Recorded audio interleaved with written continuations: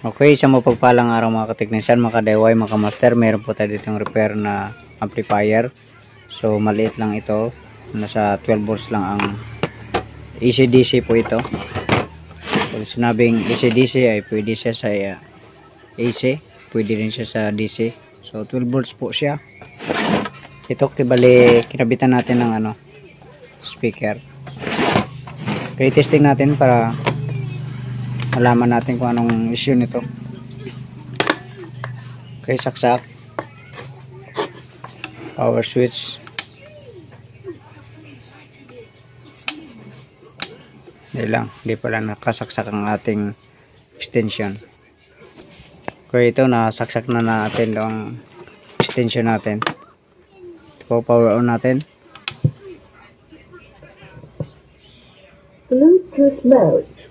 So ayun, okay naman yung sound niya. Baka ayaw itong mag-connect sa Bluetooth. So testing ko muna siya sa Bluetooth. Ito connect sa Bluetooth. Dito mo sa gamit nating cellphone. So volume natin.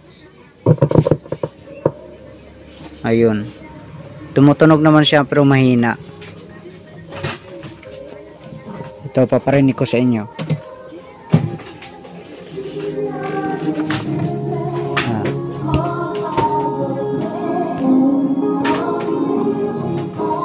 Tumutunog naman siya pero mahina.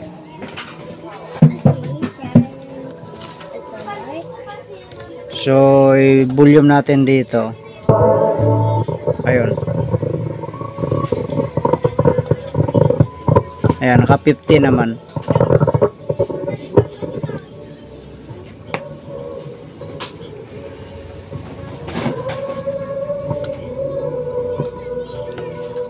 So, baka may lost connection ito. May time na lumalakas eh.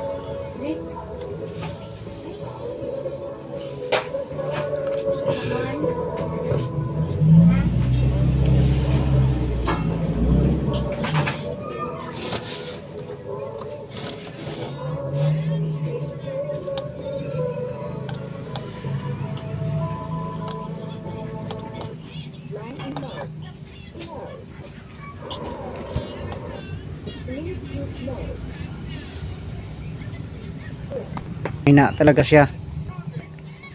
Okay, sige. Samahan niyo po ako. Ayusin po natin ito.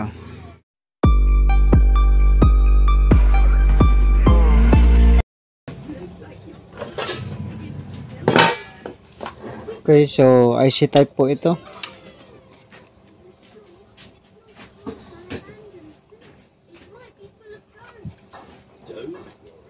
Ang IC niya ay TDA 7297.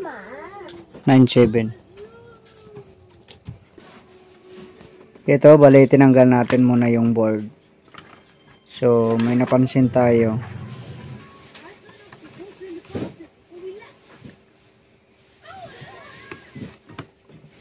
So may mga lost connection. Sana mag-normal siya pag matapos nating mahinang. Okay, hinangin ko muna ito.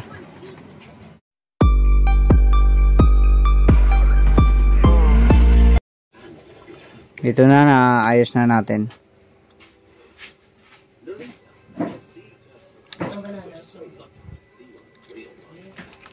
So testing na natin to.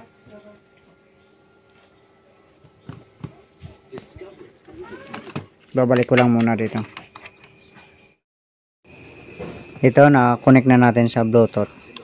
So sana magkaroon ng ng sound na. Volume natin. Ayun, wala. Lalo na wala.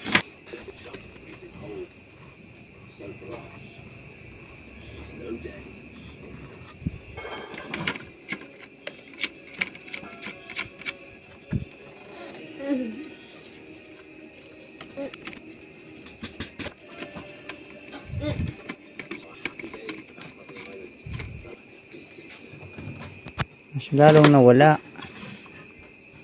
Okay, troubleshoot natin ulit.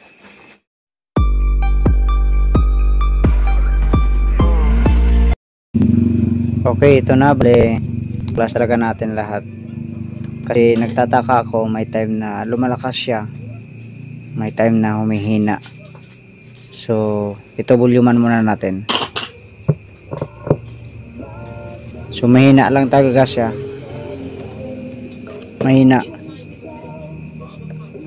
Okay, so subukan natin i-short dito. Yun, lumakas. So sa madaling sabi, may tama na yung kanyang volume control.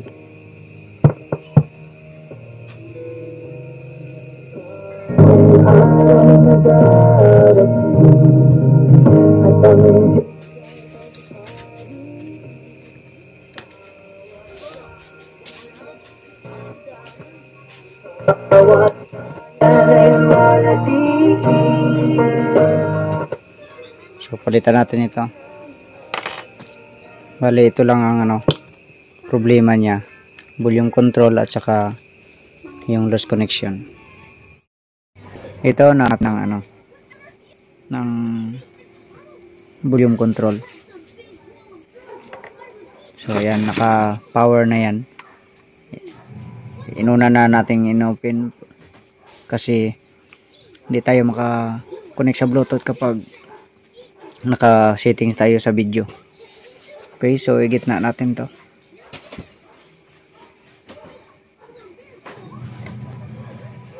Bulma natin. Ayun, hindi pa pala nakakabit ang speaker. Okay, kabit muna. Dito, nakabit na natin. Volume. Yan.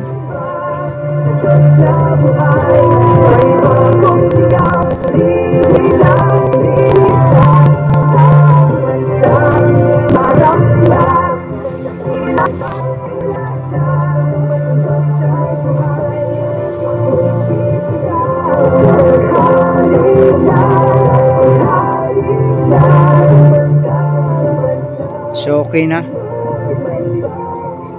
Malakas na siya. Bale dito sa sa likod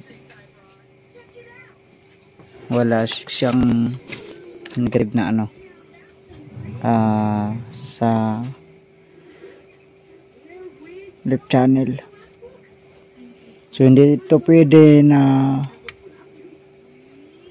i-connect doon lang ang pula, tsaka dito yung negative. So dapat ay dito talaga, partner. IC type kasi ito, kaya hindi siya pwedeng gawing negative. Ito hindi pwedeng negative sa para dito.